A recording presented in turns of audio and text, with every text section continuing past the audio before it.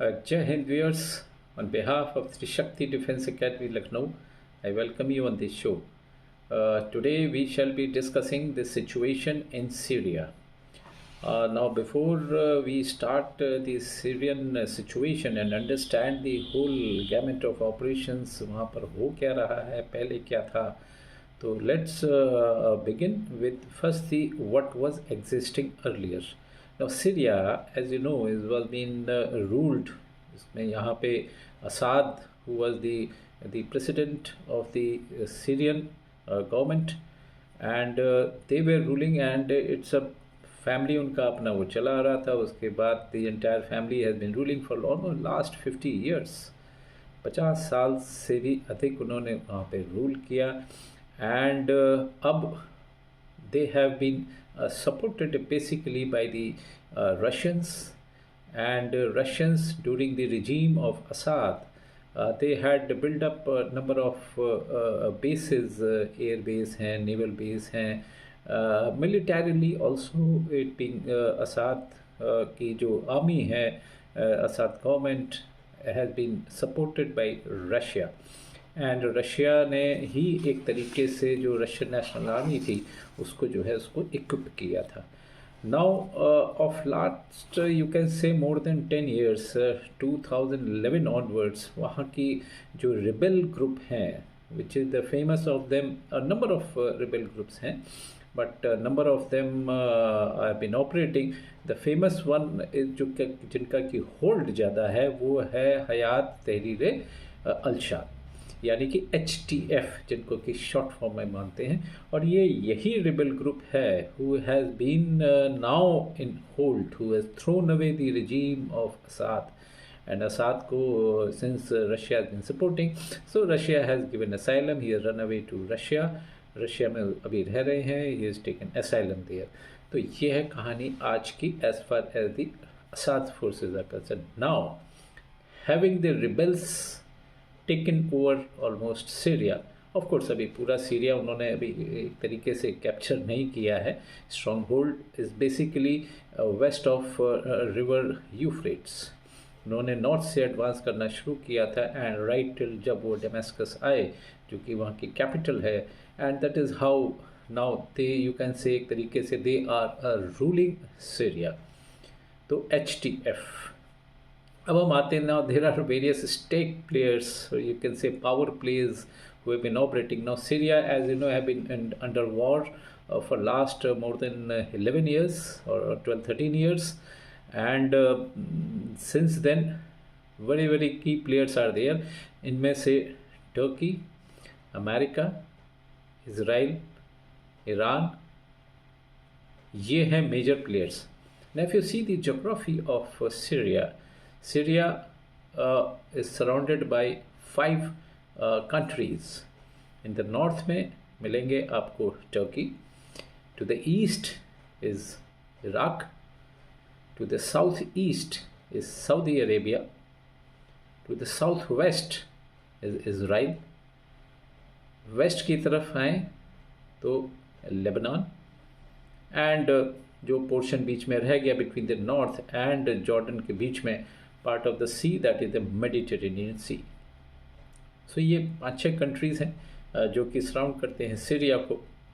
And Syria now has become एक तरीके से battleground for all the power players who will be who are operating there now. तो एक एक करके लेट्स एनालाइज दोस. सबसे पहले टर्की. इससे पहले मैं थोड़ा सा बताना चाहूँगा कि वहाँ पे एक एथनिक ग्रुप्स हैं जिनका कि नाम कह लीजिए कर्ड्स बोलते हैं या कुर्दिश पीपल बोलते हैं. So they have been during Assad time also they have been operating somewhere in the northern part or the northeastern part, and especially you can say the eastern part of beyond river Euphrates. Euphrates river जो है Syria को 2/3 1/3 में divide करती है. 1/3 part is to the east and 2/3 part is to the west, which is now under the control of the HTF. अब ये Kurdish people are in the north belt and in the north east belt. Turkey इसको अपना दुश्मन मानता है, Kurdish people को. And now with no government being there who can assure that because Turkey जो है Kurds को this ethnic group को as terrorist group मानता है, so they feel that they are a threat to their security. Hence जब तक असाद government थी they have been somehow managing and ensuring that Turkey को कोई प्रॉब्लम नहीं होनी चाहिए. But now the government not being there, now there is no guarantee. Hence Turkey का अपना interest है. Now Turkey has again pressurizing Kurds or the Kurdish people, so that they want to create a buffer zone so that these people don't enter into the Turkey. As it is, last 12-13 साल से जब से लड़ाई चल रही है, अंदर internal turmoil था. Almost 3 million refugees have taken shelter in Turkey, and more are likely to be there now. So वो भी अपना safe play कर रहे हैं Turkey. So this is what is the Turkey's ground. So उन्होंने अपनी ground offensive launch की हैं, and especially in the northern belt of Syria, that is Aleppo and इस side, and slightly towards the northeast also, or towards the east of Aleppo ये कह लीजिए. So ये इस areas को वो neutralize करना चाहते हैं. They want to remove the Kurdish people from there. अब हम आते हैं अमेरिका के ऊपर. America, Turkey is part of NATO country and NATO is dominated by America. America supports Kurdish people. America का अपना इंटरेस्ट है. They want to, अब देख लीजिए नेटो में टर्की भी है और अमेरिका भी है, एक तरीके से अलाई हैं एक दूसरे के. बट यहाँ पर सीरिया में जहाँ रोल प्ले आता है, सो अमेरिकन्स ने क्या किया है, they almost targeted 75 targets in, again limited in the northern belt of Syria. Why? Because they feel that ISIS presence है एक्चुअली वहाँ पे. So they feel that these terrorist organisations need to be eliminated, and before some other terrorist organization or Syrian country जो है being used as terrorist organizations and the terrorist non-state actors Syria जो है use हो. So especially ISIS उनकी हमेशा से लड़ाई रही है. So they want to neutralize it. Almost 75 targets US ने neutralize किए हैं. So they want to dominate this Syria again because of the threat which they feel from the terrorist organization, especially from ISIS. They have used B-52 bombers, F-15 और यानी क्या क्या very sophisticated equipment use किए हैं इन्होंने to neutralize the ISIS. They don't want ISIS resurgence to take place once again. ये है US का interest. Israel, the third key player. Now Israel ने क्या किया है? Israel, no there is a buffer zone between Israel and Syria, जिसको कि नाम दिया गया था गोलान हाइट्स. अभी भी नाम वही है. तो ये गोलान हाइट्स को क्रॉस करके now they have pounded the Syrian lot of military installations. Israel की एयर फोर्स ने पिछले 2 दिन से, और मैं कहूँगा 3 दिन से, ऑलमोस्ट मोर देन 350 सॉटीज़ करी हैं, एयर स्ट्राइक्स करी हैं इनटू सीरियन. एम क्या है? दे आर एफ्रेड कि जो सीरियन नेशनल आर्मी के पास जो इक्विपमेंट्स थे, जो सोफिस्टिकेटेड इक्विपमेंट्स थे, वो कहीं HTF के हाथ न लग जाए. एंड HTF एंड हिजबुल्ला, इसकी मैं बात करूँगा मैं बाद में, where the Iran's interest is there. So they don't want the terrorist organization को they should get hold of these equipment. Now almost 350 military installations have been targeted. Now what are these military installations? Basically इनके जो ammunition depots हैं, air bases हैं, चाहे वो खुमिशली air base है, and aqua है जो कि साउथ में है, आर्म्स डिपोज हैं, then airfields हैं, lot of warehouses are there, multiple signal stations हैं, aviation bases हैं, where dozens and dozens of helicopters are there who have been operating, being used by the SNA. So ये है, they are targeting this, they want to destroy totally this, so that the HTF or the other terrorist organization in future अगर वहाँ पर आए तो they are not able to use, because उनको मालूम है since the borders are being shared, they can always be used against Israel. So Israel की अपनी चिंताएं हैं, they want to neutralize all these so that they don't fall, जैसा कि मैंने आपको समझाया. तो ये हो गया इज़राइल का इंटरेस्ट. अब आते हैं ईरान का क्या इंटरेस्ट है.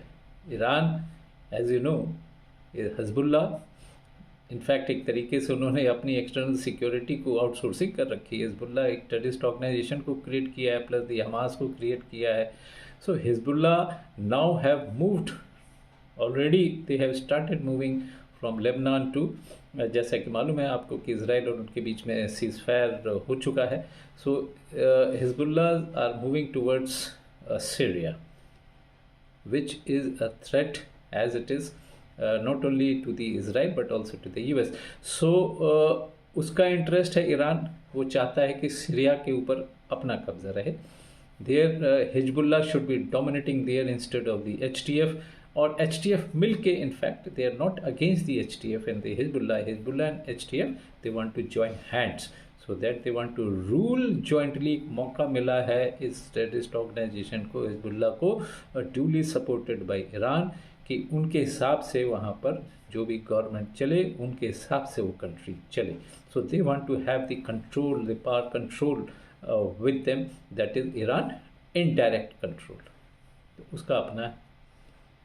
रशिया आते हैं, who have been supporting the Assad government and has future में फॉर लास्ट 50-60 ईयर्स अच्छी फ्रेंडशिप रही है सीरियन गवर्नमेंट एंड रशिया के बीच में. Now Russia has created a number of bases, उसमें से 2 bases की मैं मेंशन करूँगा. एक तो खमीमीन बेस है, it is towards the Mediterranean Sea, very close to that.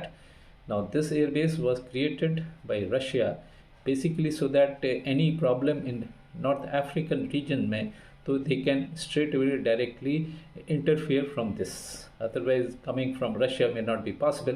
So Syria में उन्होंने अपनी bases बनाई हुई हैं. So they want security of this base.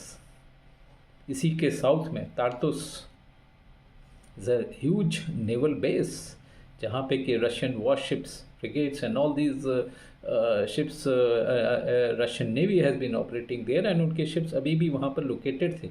Now since the time the HTS have taken over Syria, so they have already moved out their ships away from Tartus, a little away I would say, but उनका presence अभी भी है. वो क्यों चाहते हैं कि ये दोनों बेसेस उनके पास रहें, उनकी सिक्योरिटी ड्यूली बरकरार रहे, and which of course has been promised by the SNA. SNA के कुछ एलिमेंट्स अभी भी हैं, ऐसा नहीं है कि SNA जो है पूरी तरीके से वहाँ से भाग चुकी है. So SNA is also present, so they have given assurance कि नहीं, these bases will continue and not to worry, we will provide you the security. कितना दे पाएंगे, this is again a question mark.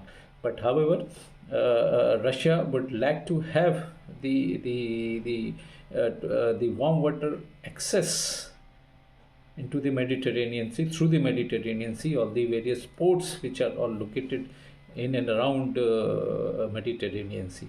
So Russia का अपना interest है.